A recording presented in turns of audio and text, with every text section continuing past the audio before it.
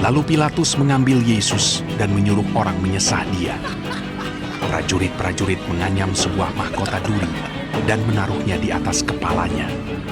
Mereka memakaikan dia jubah ungu dan sambil maju ke depan, mereka berkata, "Salam, hai Raja orang Yahudi." Lalu mereka menampar mukanya. Pilatus keluar lagi dan berkata kepada mereka, "Lihatlah, aku membawa dia keluar kepada kamu, supaya kamu tahu bahwa aku tidak mendapati kesalahan apapun padanya." Lalu Yesus keluar, bermahkota duri dan berjubah ungu. Maka kata Pilatus kepada mereka, "Lihatlah manusia itu." ketika imam-imam kepala dan penjaga-penjaga itu melihat dia, berteriaklah mereka, "Salibkan dia! Salibkan dia!" Kata Pilatus kepada mereka, "Ambil dia dan salibkan dia, sebab aku tidak mendapati kesalahan apapun padanya." Jawab orang-orang Yahudi itu kepadanya, "Kami mempunyai hukum, dan menurut hukum itu ia harus mati, sebab ia menganggap dirinya sebagai anak Allah." Ketika Pilatus mendengar perkataan itu, bertambah takutlah ia. Lalu ia masuk pula ke dalam gedung pengadilan dan berkata kepada Yesus, "Dari manakah asalmu?" Tetapi Yesus tidak memberi jawab kepadanya. Maka kata Pilatus kepadanya, "Tidakkah engkau mau bicara dengan aku? Tidakkah engkau tahu bahwa aku berkuasa untuk membebaskan engkau dan berkuasa juga untuk menyalibkan engkau?" Yesus menjawab, Engkau tidak mempunyai kuasa apapun terhadap aku. Jikalau kuasa itu tidak diberikan kepadamu dari atas. Sebab itu, Dia yang menyerahkan aku kepadamu lebih besar dosanya. Sejak itu Pilatus berusaha untuk membebaskan dia, tetapi orang-orang Yahudi berteriak, "Jikalau engkau membebaskan dia, engkau bukanlah sahabat Kaisar. Setiap orang yang menganggap dirinya sebagai raja, ia melawan Kaisar." Ketika Pilatus mendengar perkataan itu, ia menyuruh membawa Yesus keluar. Dan ia duduk di kursi pengadilan di tempat yang bernama Litos-Trotos, dalam bahasa Ibrani Gabata. Hari itu ialah hari persiapan Paskah, kira-kira jam 12. Kata Pilatus kepada orang-orang Yahudi itu, "Inilah rajamu." maka berteriaklah mereka, "Enyahkan dia! Enyahkan dia! Salibkan dia!" Kata Pilatus kepada mereka, "Haruskah aku menyalibkan rajamu?" jawab imam-imam kepala, Kami tidak mempunyai raja selain daripada Kaisar. Akhirnya Pilatus menyerahkan Yesus kepada mereka untuk disalibkan. Mereka menerima Yesus. Sambil memikul salibnya, ia pergi keluar ke tempat yang bernama Tempat Tengkorak, dalam bahasa Ibrani, Golgota. Dan di situ ia disalibkan mereka, dan bersama-sama dengan dia disalibkan juga dua orang lain sebelah menyebelah, Yesus di tengah-tengah. Dan Pilatus menyuruh memasang juga tulisan di atas kayu salib itu.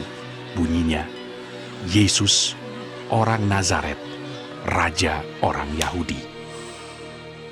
Banyak orang Yahudi yang membaca tulisan itu, sebab tempat di mana Yesus disalibkan letaknya dekat kota, dan kata-kata itu tertulis dalam bahasa Ibrani, bahasa Latin, dan bahasa Yunani. Maka kata imam-imam kepala orang Yahudi kepada Pilatus, Jangan engkau menulis Raja orang Yahudi, tetapi bahwa ia mengatakan, Aku adalah Raja orang Yahudi. jawab Pilatus. "Apa yang kutulis tetap tertulis." Sesudah prajurit-prajurit itu menyalibkan Yesus, mereka mengambil pakaiannya lalu membaginya menjadi 4 bagian.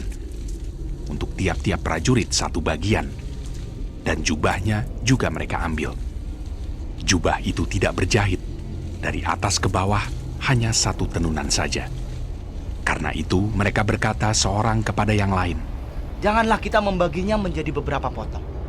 Tetapi baiklah kita membuang undi untuk menentukan siapa yang mendapatnya. Demikianlah hendaknya supaya genaplah yang ada tertulis dalam kitab suci. Mereka membagi-bagi pakaianku di antara mereka, dan mereka membuang undi atas jubahku. Hal itu telah dilakukan prajurit-prajurit itu. Dan dekat salib Yesus berdiri ibunya dan saudara ibunya, Maria, istri Klopas, dan Maria Magdalena.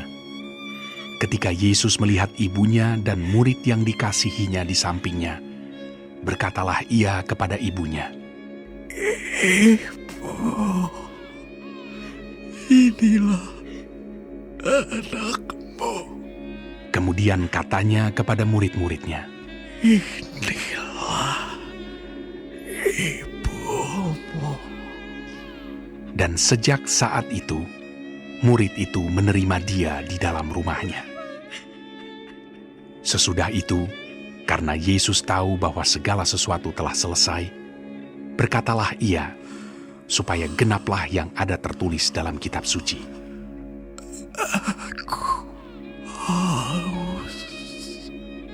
Di situ ada suatu bekas penuh anggur asam. Maka mereka mencucukkan bunga karang yang telah dicelupkan dalam anggur asam pada sebatang hisop, lalu mengunjukkannya ke mulut Yesus. Sesudah Yesus meminum anggur asam itu, berkatalah ia, Sudah selesai. Lalu ia menundukkan kepalanya dan menyerahkan nyawanya. Karena hari itu hari persiapan, dan supaya pada hari Sabat mayat-mayat itu tidak tinggal tergantung pada kayu salib, sebab Sabat itu adalah hari yang besar, maka datanglah orang-orang Yahudi kepada Pilatus dan meminta kepadanya supaya kaki orang-orang itu dipatahkan dan mayat-mayatnya diturunkan. Maka datanglah prajurit-prajurit lalu mematahkan kaki orang yang pertama dan kaki orang yang lain yang disalibkan bersama-sama dengan Yesus. Tetapi ketika mereka sampai kepada Yesus dan melihat bahwa ia telah mati, mereka tidak mematahkan kakinya. Tetapi seorang dari antara prajurit itu menikam lambungnya dengan tombak, dan segera mengalir keluar darah dan air. Dan orang yang melihat hal itu sendiri yang memberikan kesaksian ini, dan kesaksiannya benar. Dan ia tahu bahwa ia mengatakan kebenaran, supaya kamu juga percaya. Sebab hal itu terjadi, supaya genaplah yang tertulis dalam kitab suci. Tidak ada tulangnya yang akan dipatahkan. Dan ada pula nas yang mengatakan, mereka akan memandang kepada Dia yang telah mereka tikam. Sesudah itu, Yusuf dari Arimatea, ia murid Yesus, tapi sembunyi-sembunyi karena takut kepada orang-orang Yahudi, meminta kepada Pilatus supaya ia diperbolehkan menurunkan mayat Yesus. Dan Pilatus meluluskan permintaannya itu. Lalu datanglah ia dan menurunkan mayat itu. Juga Nikodemus datang ke situ. Dialah yang mula-mula datang waktu malam kepada Yesus. Ia membawa campuran minyak mur dengan minyak gaharu, kira-kira 50 kati beratnya. Mereka mengambil mayat Yesus, mengapaninya dengan kain lenan, dan membubuhinya dengan rempah-rempah menurut adat orang Yahudi bila menguburkan mayat. Dekat tempat di mana Yesus disalibkan ada suatu taman, dan dalam taman itu ada suatu kubur baru yang di dalamnya belum pernah dimakamkan seseorang. Karena hari itu hari persiapan orang Yahudi, sedang kubur itu tidak jauh letaknya, maka mereka meletakkan mayat Yesus ke situ. Pada hari pertama minggu itu, pagi-pagi benar ketika hari masih gelap, pergilah Maria Magdalena ke kubur itu, dan ia melihat bahwa batu telah diambil dari kubur. Ia berlari-lari mendapatkan Simon Petrus dan murid yang lain yang dikasihi Yesus, dan berkata kepada mereka, Tuhan telah diambil orang dari kuburnya, dan kami tidak tahu di mana ia diletakkan. Maka berangkatlah Petrus dan murid yang lain itu ke kubur. Keduanya berlari bersama-sama, tetapi murid yang lain itu berlari lebih cepat daripada Petrus sehingga lebih dahulu sampai di kubur. Ia menjenguk ke dalam dan melihat kain kapan terletak di tanah. Akan tetapi ia tidak masuk ke dalam. Maka datanglah Simon Petrus juga menyusul dia dan masuk ke dalam kubur itu. Ia melihat kain kapan terletak di tanah, sedang kain peluh yang tadinya ada di kepala Yesus tidak terletak dekat kain kapan itu, tetapi agak di samping di tempat yang lain, dan sudah tergulung. Maka masuklah juga murid yang lain yang lebih dahulu sampai di kubur itu, dan ia melihatnya dan percaya. Sebab selama itu mereka belum mengerti isi kitab suci yang mengatakan bahwa ia harus bangkit dari antara orang mati. Lalu pulanglah kedua murid itu ke rumah. Tetapi Maria berdiri dekat kubur itu dan menangis.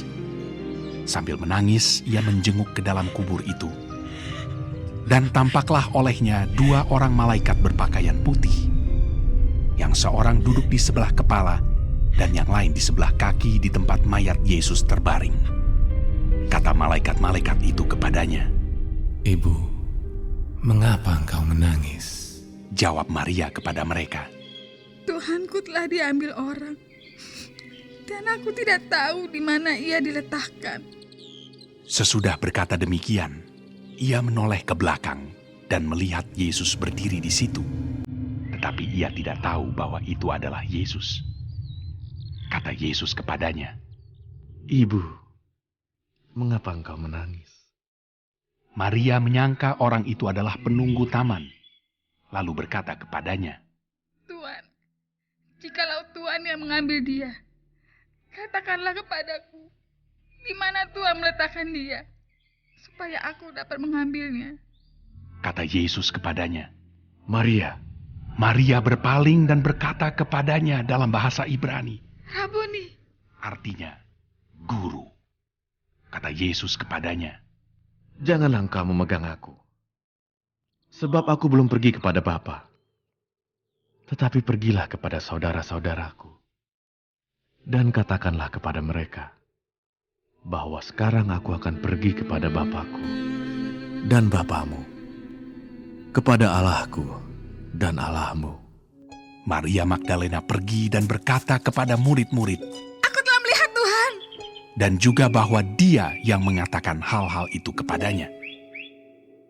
Ketika hari sudah malam pada hari pertama minggu itu, berkumpullah murid-murid Yesus di suatu tempat dengan pintu-pintu yang terkunci karena mereka takut kepada orang-orang Yahudi. Pada waktu itu, datanglah Yesus dan berdiri di tengah-tengah mereka dan berkata, Damai sejahtera bagi kamu. dan sesudah berkata demikian, ia menunjukkan tangannya dan lambungnya kepada mereka. Murid-murid itu bersuka cita ketika mereka melihat Tuhan. Maka kata Yesus sekali lagi, Damai sejahtera bagi kamu. Sama seperti Bapa mengutus aku, demikian juga sekarang aku mengutus kamu. dan sesudah berkata demikian, ia mengembusi mereka dan berkata, Terimalah Roh Kudus. Jikalau kamu mengampuni dosa orang, dosanya diampuni. Dan jikalau kamu menyatakan dosa orang tetap ada, dosanya tetap ada. Tetapi Thomas, seorang dari ke-12 murid itu yang disebut Didimus, tidak ada bersama-sama mereka ketika Yesus datang ke situ. Maka kata murid-murid yang lain itu kepadanya, Kami telah melihat Tuhan. tetapi Thomas berkata kepada mereka, Sebelum aku melihat bekas paku pada tangannya, dan sebelum aku mencucukkan jariku ke dalam bekas paku itu, dan mencucukkan tanganku ke dalam lambungnya, sekali-kali aku tidak akan percaya. 8 hari kemudian, murid-murid Yesus berada kembali dalam rumah itu, dan Thomas bersama-sama dengan mereka. Sementara pintu-pintu terkunci, Yesus datang dan ia berdiri di tengah-tengah mereka dan berkata, Damai sejahtera bagi kamu. Kemudian ia berkata kepada Thomas, Taruhlah jarimu di sini, dan lihatlah tanganku. Ulurkanlah tanganmu dan cucukkan ke dalam lambungku. Dan jangan engkau tidak percaya lagi, melainkan percayalah. Thomas menjawab dia, Ya Tuhanku dan Allahku. kata Yesus kepadanya, Karena engkau telah melihat aku, maka engkau percaya. Berbahagialah mereka yang tidak melihat, namun percaya. memang masih banyak tanda lain yang dibuat Yesus di depan mata murid-muridnya yang tidak tercatat dalam kitab ini. Tetapi semua yang tercantum di sini telah dicatat, supaya kamu percaya bahwa Yesuslah Mesias, Anak Allah, dan supaya kamu oleh imanmu memperoleh hidup dalam namanya.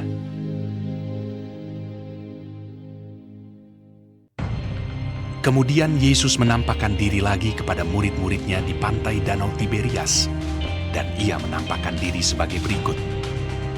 Di pantai itu berkumpul Simon Petrus, Thomas yang disebut Didimus, Natanael dari Kana yang di Galilea, anak-anak Zebedeus, dan 2 orang muridnya yang lain. Kata Simon Petrus kepada mereka, Aku pergi menangkap ikan. kata mereka kepadanya. Kami pergi juga dengan engkau. Mereka berangkat lalu naik ke perahu, tetapi malam itu mereka tidak menangkap apa-apa. Ketika hari mulai siang, Yesus berdiri di pantai, akan tetapi murid-murid itu tidak tahu bahwa itu adalah Yesus. Kata Yesus kepada mereka, Hai anak-anak, adakah kamu mempunyai lauk pauk? jawab mereka. Tidak ada. Maka kata Yesus kepada mereka, Tebarkanlah jalamu di sebelah kanan perahu, maka akan kamu peroleh. lalu mereka menebarkannya dan mereka tidak dapat menariknya lagi karena banyaknya ikan. Maka murid yang dikasihi Yesus itu berkata kepada Petrus, Itu Tuhan. ketika Petrus mendengar bahwa itu adalah Tuhan, maka ia mengenakan pakaiannya, sebab ia tidak berpakaian, lalu terjun ke dalam danau. Murid-murid yang lain datang dengan perahu karena mereka tidak jauh dari darat, hanya kira-kira 200 hasta saja, dan mereka menghela jala yang penuh ikan itu. Ketika mereka tiba di darat, mereka melihat api arang, dan di atasnya ikan dan roti. Kata Yesus kepada mereka, Bawalah beberapa ikan yang baru kamu tangkap itu. Simon Petrus naik ke perahu lalu menghela jala itu ke darat, penuh ikan-ikan besar, 153 ekor banyaknya. Dan sungguh pun sebanyak itu, jala itu tidak koyak. Kata Yesus kepada mereka, Marilah, dan sarapanlah. tidak ada di antara murid-murid itu yang berani bertanya kepadanya, siapakah engkau? Sebab mereka tahu bahwa ia adalah Tuhan. Yesus maju ke depan, mengambil roti dan memberikannya kepada mereka. Demikian juga ikan itu. Itulah ketiga kalinya Yesus menampakkan diri kepada murid-muridnya sesudah ia bangkit dari antara orang mati. Sesudah sarapan, Yesus berkata kepada Simon Petrus, Simon anak Yohanes, apakah engkau mengasihi aku lebih daripada mereka ini? Jawab Petrus kepadanya, Benar Tuhan, Engkau tahu bahwa aku mengasihi Engkau. kata Yesus kepadanya. Gembalakanlah domba-dombaku. Kata Yesus pula kepadanya untuk kedua kalinya, Simon anak Yohanes, apakah engkau mengasihi aku? Jawab Petrus kepadanya, Benar Tuhan, Engkau tahu bahwa aku mengasihi Engkau. kata Yesus kepadanya. Gembalakanlah domba-dombaku. Kata Yesus kepadanya untuk ketiga kalinya, Simon anak Yohanes, apakah engkau mengasihi aku? maka sedih hati Petrus karena Yesus berkata untuk ketiga kalinya, apakah engkau mengasihi aku? Dan ia berkata kepadanya, Tuhan, Engkau tahu segala sesuatu. Engkau tahu bahwa aku mengasihi Engkau. kata Yesus kepadanya. Gembalakanlah domba-dombaku. Aku berkata kepadamu, sesungguhnya ketika engkau masih muda, engkau mengikat pinggangmu sendiri, dan engkau berjalan kemana saja kau kehendaki. Tetapi jika engkau sudah menjadi tua, engkau akan mengulurkan tanganmu, dan orang lain akan mengikat engkau, dan membawa engkau ke tempat yang tidak kau kehendaki. Dan hal ini dikatakannya untuk menyatakan bagaimana Petrus akan mati dan memuliakan Allah. Sesudah mengatakan demikian, ia berkata kepada Petrus, Ikutlah aku. ketika Petrus berpaling, ia melihat bahwa murid yang dikasihi Yesus sedang mengikuti mereka, yaitu murid yang pada waktu mereka sedang makan bersama, duduk dekat Yesus dan yang berkata, Tuhan, siapakah dia yang akan menyerahkan Engkau? ketika Petrus melihat murid itu, ia berkata kepada Yesus, Tuhan, apakah yang akan terjadi dengan dia ini?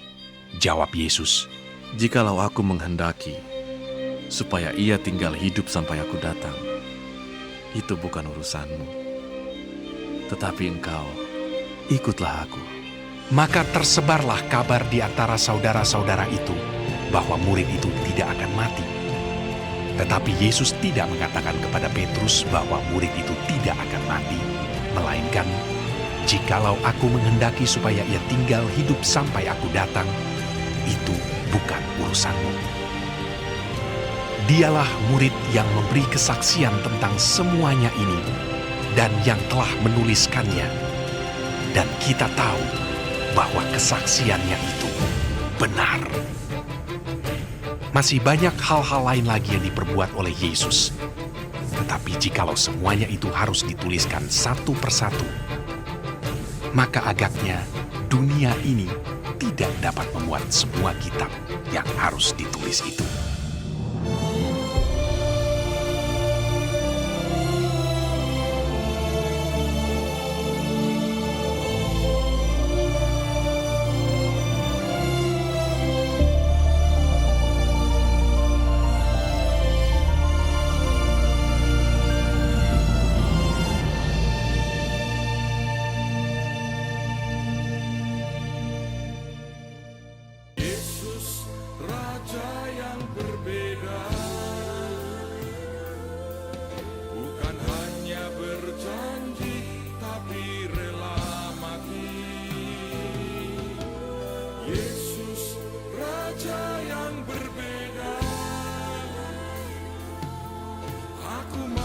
Jatuh cinta